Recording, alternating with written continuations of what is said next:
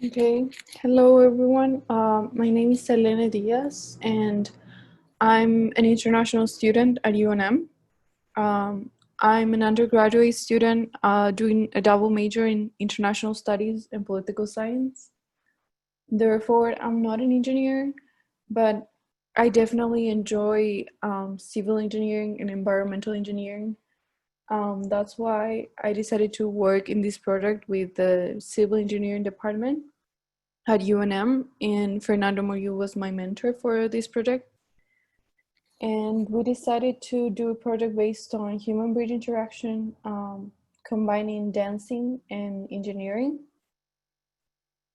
Um, the idea of this project was that I would give the dancer perspective because I have been dancing for 14 years, and we would, with the help of engineering, we will combine this project to provide some sort of feedback for dancers.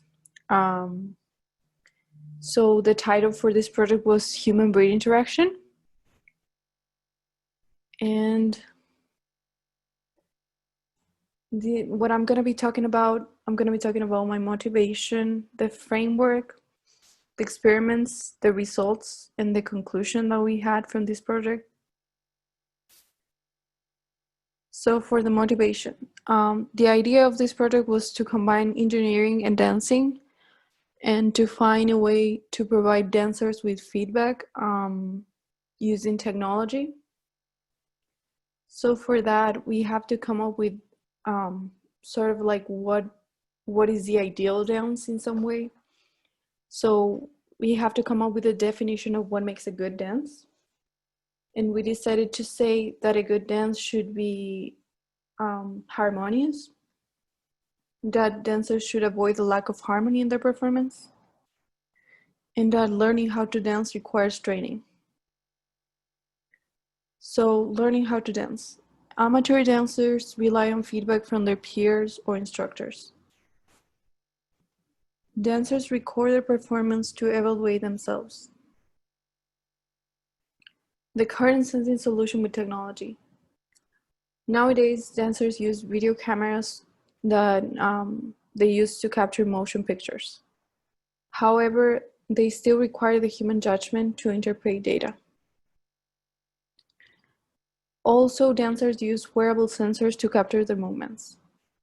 Often intrusive in nature, these sensors are comparatively expensive and require instrumented studio.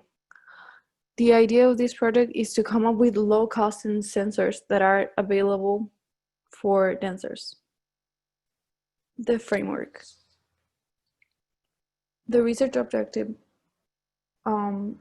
We decided that our objective was to develop low-cost sensing technology that acquired, analyzed, and interpret data to characterize dance steps.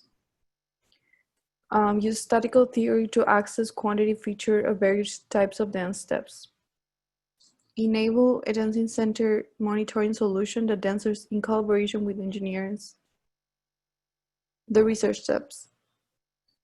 Engineering dance quality from the dancer's perspective. And quantifying the dancing parameters that dancers can relate to.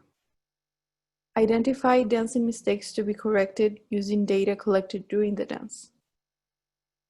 And propose future real-time, low-cost dancer data interaction.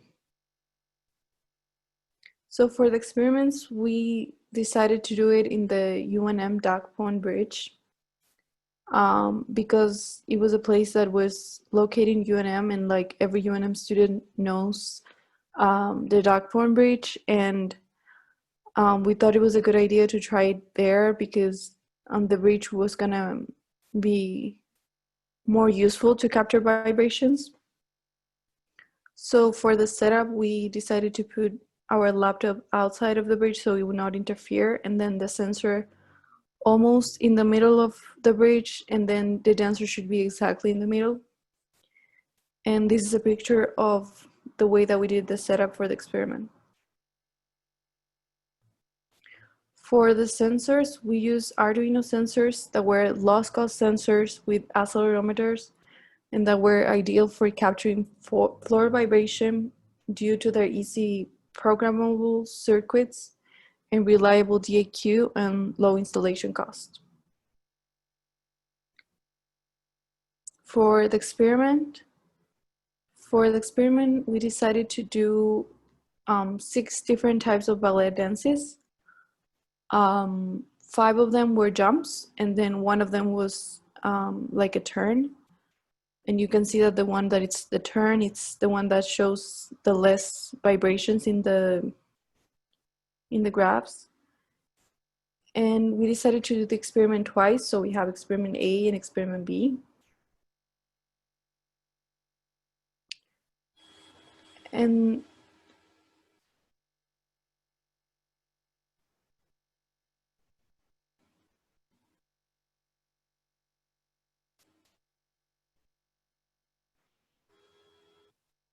so this is a video of the experiment in real time with what the sensor was capturing at the same time. And this is for experiment A1.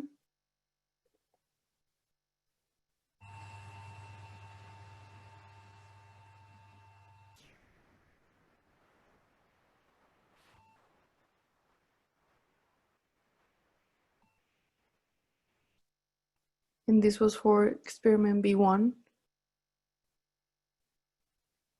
And then the vibration time history of dance A1. So there was 8 jumps that were performed for the first time. And we were looking at time lag and synchronization. And then to compare steps using vibration analysis. And the results. For the results, we decided to come up with a conclusion that was that dance B was better because it was more synchronous than dance A1 because it presented less deviations. And the mean from dance A1 was 8.8%, and for B1 was 3.8%. And as you can see in the graphs, B1 shows way less deviations in general. So we decided that that was our way to judge that B1 was a better dance. Also, for the amplitude offset from mean, the average amplitude acceleration offset from dance A1 was 26.7%, and for B1 was 15.9%. Therefore, B1 show way less amplitude deviations, and it was another displacement that B1 was a better dance. So after that, we come up with an ideal formula to our ideal dance so that we could just look at one simple dance and then compare with our formula and so that we can provide feedback for the dancers. So that is why we could analyze dance A1 and then compare it to our ideal dance that we created using the formula. And that is how the ideal dance is the one shown in the blue lines, and the dance for experiment A1 was the red line. And then we did the same thing for dance B1. So we were looking at the ideal dance and then comparing it with experiment B1. And then we decided to do the graph using the ideal dance and then each of the experiments that we did with each different type of ballet dance for both of the experiments. And then the results. So we decided that based on the data that we got, B1 was most of the time a better dance based on the results that we got from the peak amplitude deviation, looking that dance A1 was 26.7% and dance B1 was 15.9%, and that the time offset peak to peak was 8.8% for A1 and then 3.8% for B1, and that the RMS deviation from ideal dance was 14.16% for A1 and 12.80% for B1. So with low RMS error and less deviation in amplitude and time offset, E1 is better than dance 1, A1. The conclusion. Sensors placed on dance floor can capture the physical characteristics of dance. Dancers can use this feedback mechanism to improve their steps. And in the future, we could correct dance steps mismatched during the dance, informing dancers on real time using human-bridge interaction. And that is all. Thank you. Thank you very much, Selene. We're very glad that you could adjust your online schedule and join the Tran-SET conference. It's a very, very good work that you did, and we're very glad that it's related to transportation and the good seats that Tran-SET is doing for undergrad research, in particular multidisciplinary research. I wanted to open the floor and see if anybody has any questions for Selene.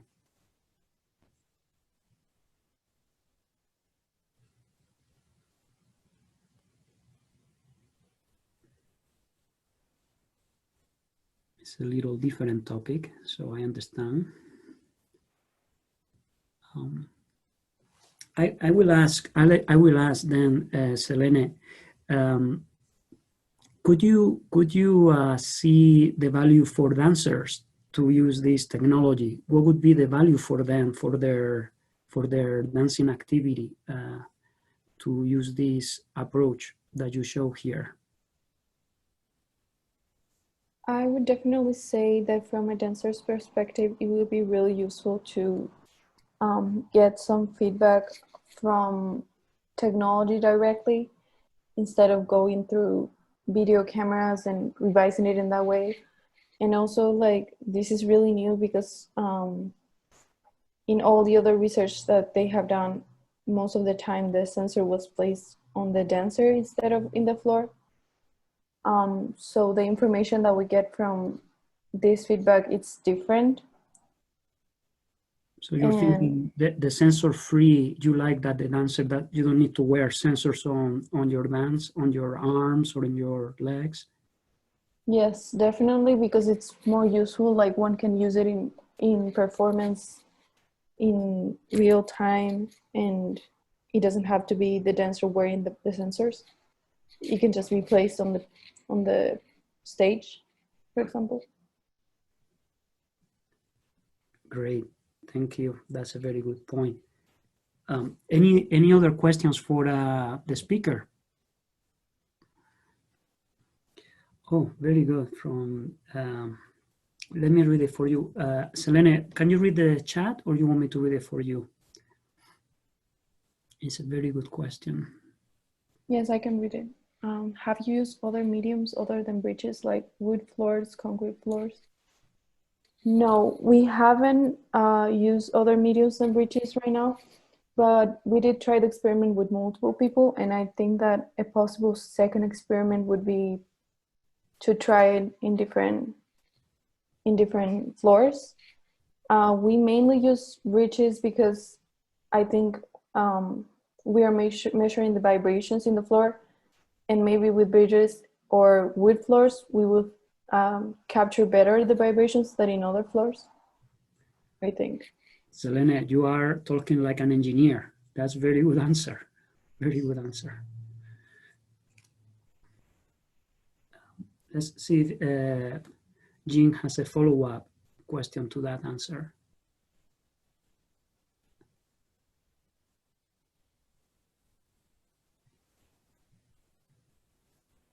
Great. Well, thank you, Selene. If you can stop sharing, we appreciate your presentation. I think it was very multidisciplinary, but it's interesting to see the quality of your research. And I will ask Dr. Xu to start sharing, and I can introduce the speaker number 4 of our session 3A.